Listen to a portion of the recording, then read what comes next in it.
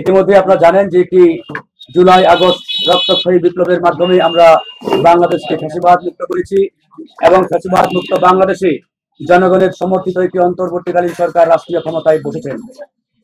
এই সরকারের কাছে জনগণের যে প্রত্যাশা, জনগণের যে আকাঙ্ক্ষা, জনগণের যে ডিমান্ড, সেটি আসলে কতটুকু পূরণ হয়েছে তা ইতিমধ্যেই আপনাদের সামনে প্রতীয়মান। এই সরকারের কাছে জনগণের মোটা দাগে তিনটি আকাঙ্ক্ষিত প্রত্যাশা ছিল, যার মধ্যে অন্যতম হচ্ছে তারা অতি দ্রুত আমাদের যে গণহত্যায় যারা শহীদ হয়েছেন এবং আহত হয়েছেন তাদের পুনর্বাসনের ব্যবস্থা করবেন, শহীদ পরিবারের যথাযথ সম্মানের মাধ্যমে তাদেরকে পুনর্বাসন এর ব্যবস্থা করবেন, আহতদের চিকিৎসা মাধ্যমে তাদেরকে যথাযথ সেই সুযোগের ব্যবস্থা তারা করে দিবেন। কিন্তু বাস্তবে করতে 7 মাস পেরিয়ে গেলেও আমরা আজ পর্যন্ত শহীদ পরিবারের সঠিক কোনো তালিকা আমরা দেখতে পাই না এবং যারা আহত হয়েছেন তাদের সুচিকিৎসার ব্যবস্থাও এই সরকার করতে পারে নাই। দ্বিতীয়ত ডিমান্ড আমাদের ছিল যে তারা গণহত্যার বিচার করবেন এবং আওয়ামী লীগকে নিষিদ্ধ করবেন। বাস্তবিক অর্থে 7 মাস পেরিয়ে গেলেও এই অন্তর্বর্তীকালীন সরকার আওয়ামী লীগের প্রশ্নে অনেকটাই নমনীয়। আমরা বারবার তাগিদ দেওয়া সত্ত্বেও সরকারের পক্ষ থেকে আওয়ামী লীগ তথা ফ্যাসিস্ট আওয়ামী সরকারের রাজনীতি নিষিদ্ধ করা কিংবা তাদের প্রিভিয়াস যে 3টি নির্বাচন, একতরফা নির্বাচন, সেই নির্বাচনগুলোকে অবৈধ ঘোষণার বিষয়ে তারা এখন পর্যন্ত দৃশ্যমান কোনো উদ্যোগ নেয় নাই। এই জায়গায় আজকে জনগণের মধ্যে প্রশ্নের উদ্রেক হয়েছে যে এই সরকার তলে তলে আওয়ামী লীগকে পুনর্বাসনের ব্যবস্থা করছে কিনা, সেটাও কিন্তু আজকে বড় একটি প্রশ্ন। আরেকটি বিষয় আপনারা ইতিমধ্যেই দেখতে পাচ্ছেন, এই সরকার আজকে সংস্কারের কথা বলছে। এই সংস্কার কিভাবে করবে, কতদিনের মধ্যে করবে, তার কোনো চূড়ান্ত রূপরেখা তারা জনগণের সামনে হাজির করতে পারে নাই। তারা শুধুমাত্র ভেগ কিছু স্টেটমেন্ট জনগণের সামনে নিয়ে আসছে যে এতদিনের মধ্যে এতদিনে এটা হবে, অল্প সংস্কার চাইলে ডিসেম্বরে নির্বাচন, বেশি সংস্কার চাইলে আগামী বছরের জুন জুলাই নির্বাচন। এই অল্প সংস্কারটা কি আর বেশি সংস্কারটাই বা কি, এ বিষয়ে পরিষ্কার কোনো ধারণা সরকারের পক্ষ থেকে রাজনৈতিক মহলে এখন পর্যন্ত দেওয়া হয় নাই। এই নানাবিধ কারণে আমরা আজকে দেখতে পাচ্ছি এক ধরনের অনিশ্চয়তা এবং সন্দেহের উদ্রেক হয়েছে জনগণের মধ্যে। এই সন্দেহ সংশয় নিয়ে বিপ্লব পরবর্তী এই দ্বিতীয় স্বাধীন সার্বভৌম বাংলাদেশ চলতে পারে না।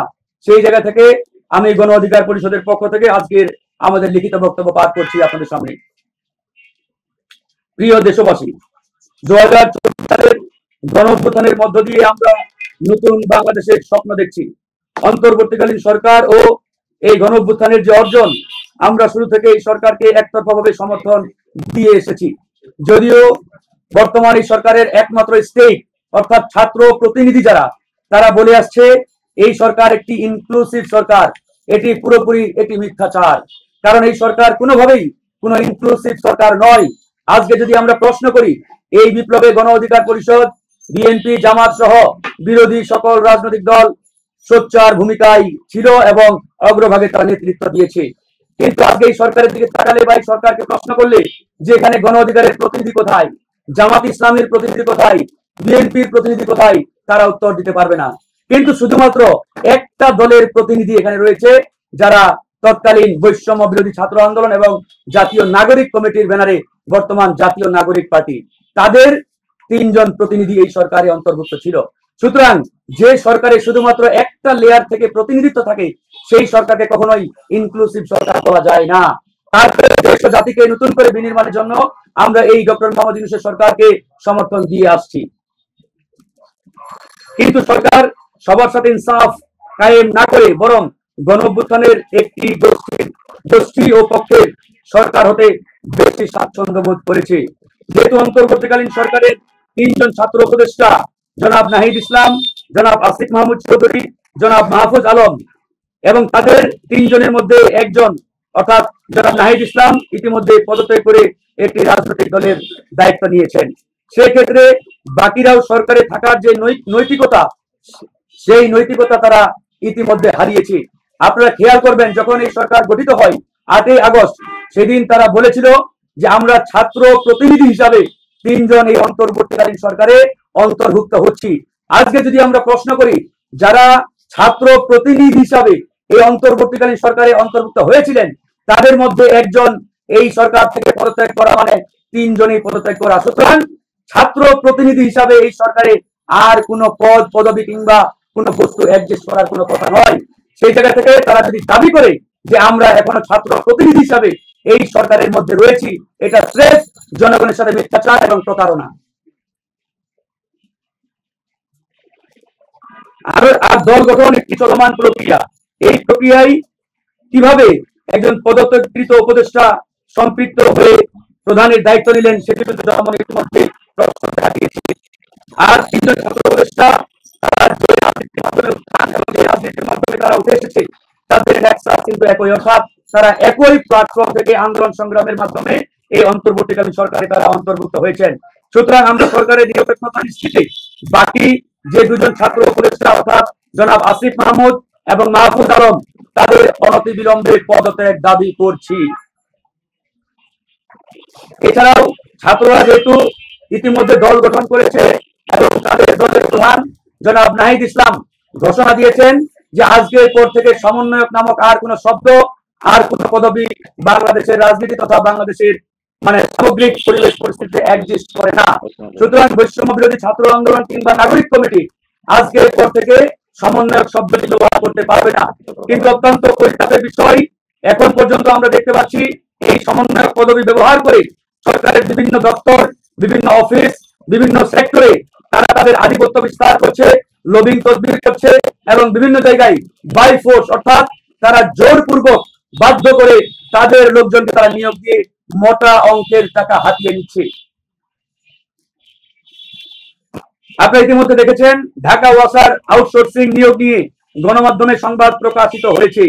এটা স্থায়ী নিয়োগের একটি প্রাথমিক ধাপ। 2024 সালের 6 সেপ্টেম্বর গণমাধ্যমে প্রকাশিত হয় প্রায় 2500 আউটসোর্সিং কর্মী ঢাকা ওয়াসার বিভিন্ন বিভাগে তারা নিয়োগ দেবে কর্মরত হয়েছে। ওয়াসা তাদের চাকরির সুরক্ষায় বয়স শিথিল করে রাজস্ব খাতে স্থানান্তরের জন্য অনুরোধ জানিয়ে চিঠি দিয়েছিলেন স্থানীয় সরকার বিভাগকে। এক্ষেত্রে আউটসোর্সিং এর নিয়োগ হলেও পরবর্তীতে স্থায়ী করার সুযোগ রয়েছে বলে এটি ইতিমধ্যে প্রতীয়মান হয়েছে। সুতরাং এই নিয়োগে অনৈতিক সুযোগ সুবিধার মাধ্যমে তারা বৈষম্য বিরোধী ছাত্র আন্দোলন এবং তাদের নাগরিক কমিটির সাথে যারা সম্পৃক্ত তাদেরকে এখানে তারা যুক্ত করেছে এবং তাদেরকে নানাভাবে বিভিন্ন সরকারি দপ্তর, বিভিন্ন সরকারি সেক্টরে তারা ইতিমধ্যে পদায়ন করেছে। আমরা পরিষ্কারভাবে বলছি, গণ অধিকার পরিষদের পক্ষ থেকে যেহেতু বৈষম্য বিরোধী ছাত্র আন্দোলন এবং নাগরিক কমিটির মাধ্যমে তারা একটি রাজনৈতিক দলের উত্থান ঘটিয়েছে এবং একটি রাজনৈতিক দলের আত্মপ্রকাশ ইতিমধ্যে তারা করেছে, সুতরাং এরপর থেকে জাতীয় নাগরিক কমিটি কিংবা বৈষম্য বিরোধী প্ল্যাটফর্মের কোনো ব্যক্তি সরকারি কোনো দপ্তর কিংবা সরকারি কোনো সেক্টরে থাকার আর কোনো নৈতিক কিংবা আইনগত অধিকার রাখে না। যারা ইতিমধ্যে নিয়োগ পেয়েছে বা নিয়োগ দেওয়া হয়েছে তাদেরকে অনতি বিলম্বে প্রত্যেকটি সেক্টর এবং প্রত্যেকটি জায়গা থেকে বহিষ্কার করতে হবে, তাদেরকে অব্যাহতি দিতে হবে, অথবা তারা নিজেরাই পদত্যাগ করলে সেটি দেশ ও জাতির জন্য মঙ্গল। একই সাথে আমি আবারও রিপিট করছি, বর্তমান এই সরকারের নিরপেক্ষতা বজায় রাখার জন্য ছাত্র প্রতিনিধি দাবিকৃত যে দুইজন ছাত্র নেতা ইতিমধ্যে এই সরকারের অন্তর্বর্তীকালীন সরকারের উপদেষ্টা হিসাবে চেয়ারে রয়েছেন, জনাব আসিফ মাহমুদ সজীব ভুইয়া এবং জনাব মাহফুজ আলম, তাদেরকে অনতি বিলম্বে পদত্যাগ করতে হবে।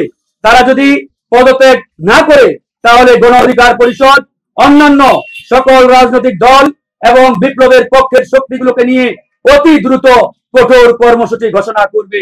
আমরা স্পষ্ট করে বলছি, এই সরকার জনগণের সরকার, কিন্তু জনগণের আকাঙ্ক্ষা বাস্তবায়ন না করে এই সরকার একটি রাজনৈতিক দলকে পিছন থেকে পৃষ্ঠপোষকতা দিয়ে সেটাকে পুষিয়ে পালিয়ে সেটাকে সবল করছে। এখান থেকে আমাদের সংশয় সন্দেহের উদ্রেক হয়েছে যে এই সরকারকে কোন রাজনৈতিক দল গঠনের জন্য জনগণ চেয়ারে বসায় নাই। এই সরকারকে যে মহান দায়িত্ব দিয়ে জনগণ চেয়ারে বসিয়েছিল সেই মহান দায়িত্ব পালন এই 7 মাসে কতটুকু করতে পেরেছে সেটি কিন্তু আজকে পরিষ্কার। সুতরাং আমরা সরকারের কাছে আহ্বান জানাবো, এই সরকার যদি জনগণের আকাঙ্ক্ষা বাস্তবায়ন না করে তাহলে এই সরকারের বিরুদ্ধেও কিন্তু জনগণ জানাবে। আজকে নিরপেক্ষ নির্বাচন এই সরকারের অধীনে হবে কিনা সেই প্রশ্নেও রাজনৈতিক মহল এবং জনগণের মধ্যে দেখা দিয়েছে। কারণ এই সরকারের এই 7 মাসের যে কর্মকাণ্ড, এই কর্মকাণ্ড এটাই প্রমাণ করে যে এই সরকার নির্দিষ্ট একটি দলের পক্ষে নগ্নভাবে যে পক্ষপাতিত্ব অবলম্বন করেছে, সেই জায়গা থেকে তাদের মাধ্যমে নিরপেক্ষ নির্বাচন আশা করাটা অনেক দুরূহ। সেই জায়গা থেকে আমরা পরিষ্কার ভাবে বলছি, ডক্টর মোহাম্মদ ইউনূসকে নিয়ে আমাদের কোনো আপত্তি নেই। তিনি এদেশের সম্পদ, আমরা তাকে স্যালুট জানাই। কিন্তু প্রশ্ন হচ্ছে ডক্টর মোহাম্মদ ইউনূসের চতুর্দিকে যারা রয়েছেন এরা এক একটা আওয়ামী এজেন্ডাধারী, আওয়ামী দালাল, এবং এরা নানাভাবে আওয়ামী লীগের কাছ থেকে সুযোগ সুবিধা নিয়ে এই সরকারের যে ছাত্র উপদেষ্টা ইতিমধ্যে রাজনৈতিক দল গঠন করেছেন তাদেরকে নানাভাবে তারা পৃষ্ঠপোষকতা করছেন। আমরা এটাও শুনেছি আওয়ামী বড় বড় ব্যবসায়ীদের কাছ থেকে মোটা অঙ্কের টাকা নিয়ে আসার জন্য এই সরকারের 2 থেকে 3 জন উপদেষ্টা অত্যন্ত ঘনিষ্ঠভাবে কাজ করছেন। সেই 2 থেকে 3 জন উপদেষ্টা কারা তারা আপনারা ইতিমধ্যে জানেন, সেটা সোশ্যাল মিডিয়া এবং গণমাধ্যমে অনেকবার নামগুলো উঠে আসছে। আমরা নামগুলো বলতে চাই না, আমরা গণমাধ্যম বন্ধুদের বলবো আপনারা সেই 2-3 জন উপদেষ্টার নামগুলো বের করে নিয়ে আসার চেষ্টা করুন। আমরাও দেখতে চাই জাতীয় দেখুক কারা এই সরকারের চেয়ারে বসে 2000 ছাত্র জনতার রক্ত সোনার যে চেয়ার, যে উপদেষ্টা পরিষদ, এই উপদেষ্টা পরিষদের চেয়ারে বসে আওয়ামী ব্যবসায়ীদের কাছ থেকে শত কোটি টাকা এনে সরকারি পৃষ্ঠপোষকতায় দল গঠনের পিছনে সেটাকে বিনিয়োগ করবে, ঢালবে, এটা এই দেশের জনগণ মেনে নেবে না। তাই সেই জায়গা থেকে আমরা পরিষ্কার এই সরকারের প্রধান উপদেষ্টাকে আমরা সফল করতে চাই, কিন্তু এই সরকারের প্রধান উপদেষ্টাকে সফল হতে দেবে কিনা তার চতুর্দিকে আওয়ামী উচ্ছিষ্টভোগীরা, এটা আজকে জনমনে প্রশ্ন দেখা দিয়েছে। যাই হোক, আমি কথা শেষ করব। আমি আবারও রিপিট একটাই বাক্য, একটাই দাবি, একটাই আহ্বান জানিয়ে শেষ করব। গণ অধিকার পরিষদের পরিষ্কার দাবি, আগামী 15 দিনের মধ্যে বর্তমান সরকারের ছাত্র প্রতিনিধি খ্যাত যারা নিজেরাই দাবি করছে, জনগণ মনে করছে না, জনাব আসিফ মাহমুদ সজীব ভুইয়া এবং মাহফুজ আলমকে পদত্যাগ করতে হবে। তারা যদি আগামী 15 দিনের মধ্যে পদত্যাগ না করে এবং ডক্টর মোহাম্মদ ইউনূসের সরকার এই বিষয়ে যদি কার্যকর কোনো উদ্যোগ না গ্রহণ করে, তাহলে জনগণকে সাথে নিয়ে এবং বিপ্লবের পক্ষের সকল শক্তিকে নিয়ে গণ অধিকার পরিষদ কঠোর কর্মসূচি ঘোষণা করতে বাধ্য হবে। এমনকি আমরা যমুনা ঘেরাওয়েরও কর্মসূচি দেব ইনশাআল্লাহ।